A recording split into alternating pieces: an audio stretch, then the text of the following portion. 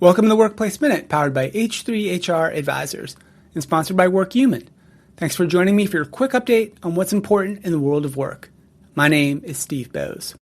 Today in the Workplace Minute, we're talking about the uncomfortable possibility that artificial intelligence isn't actually reducing work at all. Instead, it may be pushing employees to move faster, take on more, blur the lines between work and life, and help them fall into a productivity trap that leaders might not even realize they're creating. Let's break it down. For all the talk about artificial intelligence making work easier, faster, and lighter, there's a growing body of evidence suggesting something very different might be happening. AI may not be actually reducing work at all. It may be intensifying it. The promise we keep hearing is straightforward. Let the machines handle the routine tasks. Let automation draft the emails, summarize the meetings, write the first pass of the code so people can move into more strategic, creative, or higher value contributions. It's an appealing vision. But what if instead of giving time back to us, AI simply keeps inviting us to do more? Picture an employee who uses AI to help write reports. What used to require 3 hours now takes 1 hour. In theory, that should create some breathing room, maybe a chance to think more deeply, develop some new skills, collaborate more, or even sign off from work a little bit earlier.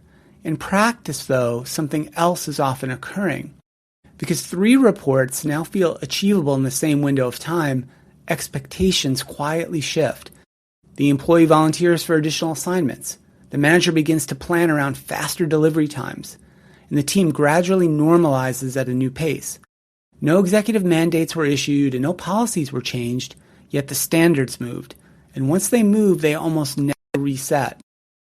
In a recent research effort published in the Harvard Business Review tracked employees at a tech company for months as they incorporated Gen AI into their day-to-day routines. And the findings are important for leaders. People worked faster. They assumed responsibilities that belonged in other roles. They filled smaller fragments of time that used to be breaks with quick AI prompts, and they managed more parallel activity than before. They felt more productive, but they did not feel less busy. In many situations, they actually reported feeling busier. And the researchers identified several reinforcing dynamics. Job scope expanded because AI made unfamiliar tasks now feel newly accessible. Instead of waiting for help from colleagues in another function, workers simply tried to handle it themselves. That can look efficient until you remember someone must still review, guide, and sometimes correct the results. Boundaries between work and non-work also soften. When starting something requires only a few keystrokes, it becomes easy to squeeze more work into things like lunch or into the minutes before a meeting or into the evening while sitting on the sofa. Each instance feels trivial, but over time, the restorative pauses that people always rely upon, well, they begin to vanish. And employee multitasking intensified as well. Employees ran multiple AI conversations simultaneously, monitoring outputs while continuing their own work, bouncing attention back and forth in a way that creates momentum, but also creates significant cognitive load. One participant captured this paradox perfectly when he shared that he assumed that if AI made him more productive, he'd end up working less. Yet what actually happened is he worked the same amount, or actually usually even more. That's the AI productivity trap. Greater capability becomes greater expectation. And because so much of this expansion is self-directed, leaders may barely notice it unfolding. At first, the pattern looks fantastic. Throughput rises, responsiveness improves, more ideas get created and delivered, but later it can manifest as fatigue, declining quality, mistakes, and employee burnout. The scholars behind the study argue that organizations need what they call an AI practice, a shared set of norms that determine how work grows, how quickly it moves, and when it's appropriate to stop.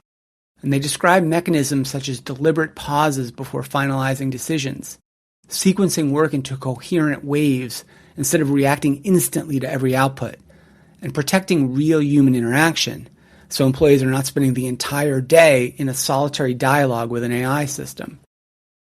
For HR and business leaders, the implications of this research are profound.